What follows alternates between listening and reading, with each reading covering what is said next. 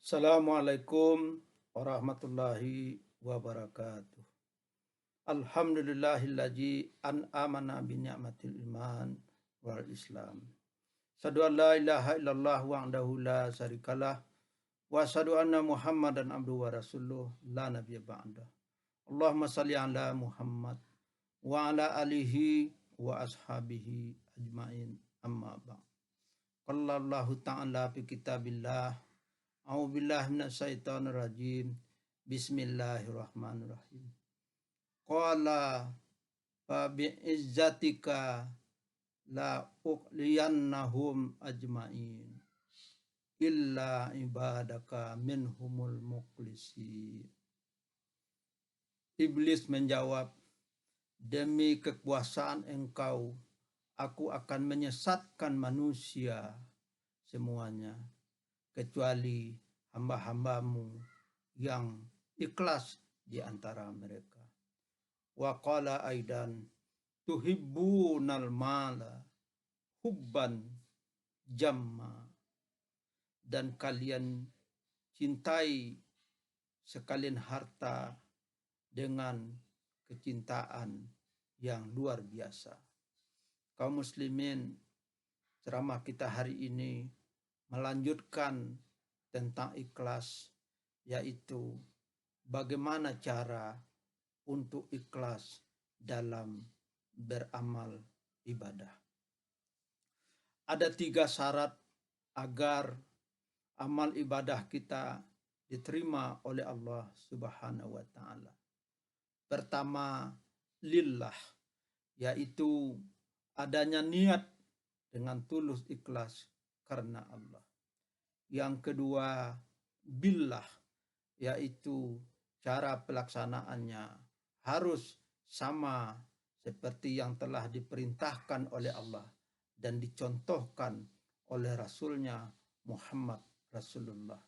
Dan yang ketiga, yaitu illallah, yaitu beramal ibadah dengan tujuan dengan hanya mencari ridha Allah Subhanahu wa taala.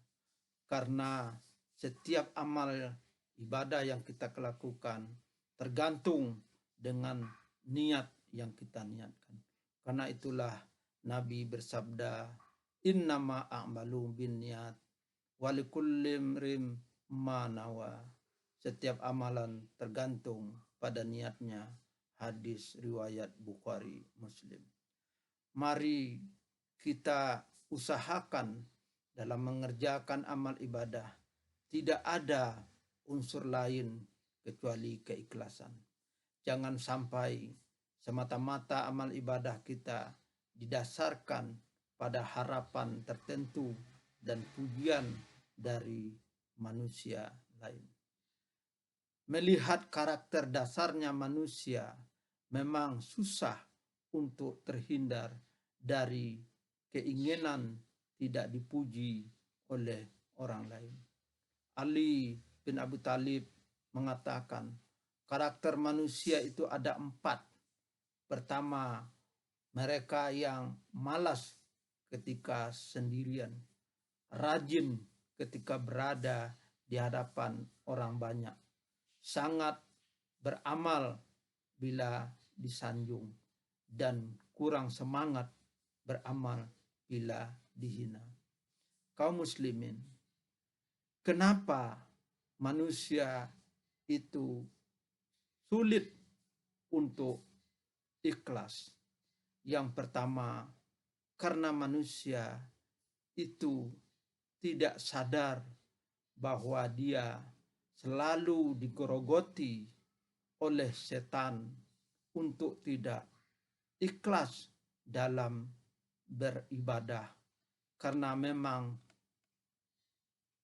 iblis atau setan sudah berjanji dengan Allah untuk menggoda manusia setiap saat, seperti ayat yang kita bacakan di awal tadi. Demi kekuasaan engkau, aku akan menyesatkan mereka semua anak keturunan Adam, kecuali hamba-hambamu yang ikhlas di antara mereka. Itu penyebab pertama.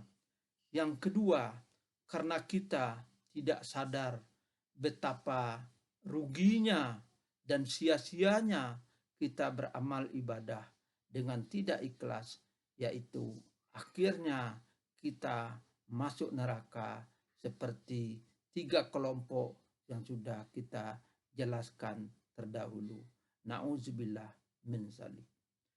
Ketiga, manusia itu selalu ingin mendapatkan hasil langsung dari amalan yang dikerjakannya secara materi dan sekarang. Ya, amalan dengan ikhlas balasannya tidak selamanya sekarang dan dalam bentuk materi, tetapi adalah nanti di akhirat Allah Subhanahu wa taala, yaitu surganya Allah Subhanahu wa taala. Keempat, manusia tidak suka dicela dan selalu ingin dipuji, disanjung dan dihargai untuk aktualisasi dirinya.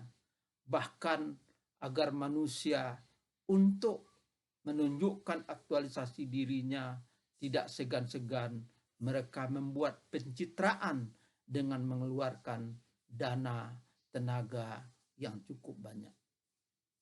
Kelima, karena tabiat manusia itu adalah hubud dunia dan tamak terhadap harta. Sebagaimana firman Allah, wa tuhibbunal mala hubban jam'a. Dan kalian cinta sekalian dengan harta dunia, bahkan kecintaannya luar biasa terhadap harta dan dunia. Kaum muslimin, ada beberapa cara yang bisa kita lakukan untuk melatih keikhlasan dalam kita beramal ibadah. Yang pertama, meyakini dan memahami bahwa setiap amalan yang kita lakukan adalah atas kehendak dan izin Allah Subhanahu wa taala. Karena memang pada hakikatnya tidak ada yang terjadi di dalam semesta ini kecuali semua adalah atas hendak dan izin Allah.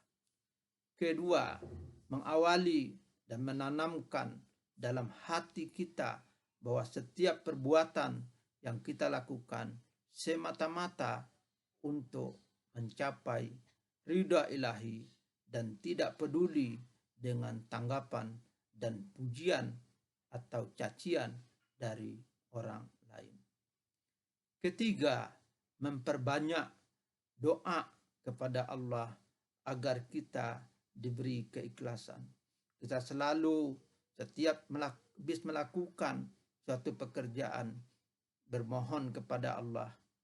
Habis melakukan suatu amal atau ibadah bermohon kepada Allah agar amal ibadah kita itu terhindar dari riya dan diterima oleh Allah Subhanahu wa taala. Yang keempat, mengingat selalu, mencamkan selalu bahwa riya itu, bahwa tidak ikhlas itu akan menghapus pahala yang kita lakukan.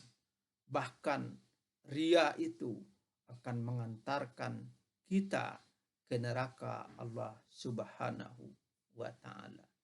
Yang selanjutnya kelima, melakukan amal ibadah dengan sembunyi-sembunyi. Makanya Nabi mengatakan, jika kalian berbuat baik, tangan kanan tidak tahu apa yang dilakukan oleh tangan kiri, dan tangan kiri tidak tahu apa yang dilakukan oleh tangan kanan. Yang keenam, tidak mengingat amalan-amalan baik yang telah kita perbuat. Karena kalau kita selalu mengingat amalan-amalan baik yang telah kita perbuat, maka kita akan sombong dan menerka-nerka bahwa amalan kita sudah banyak.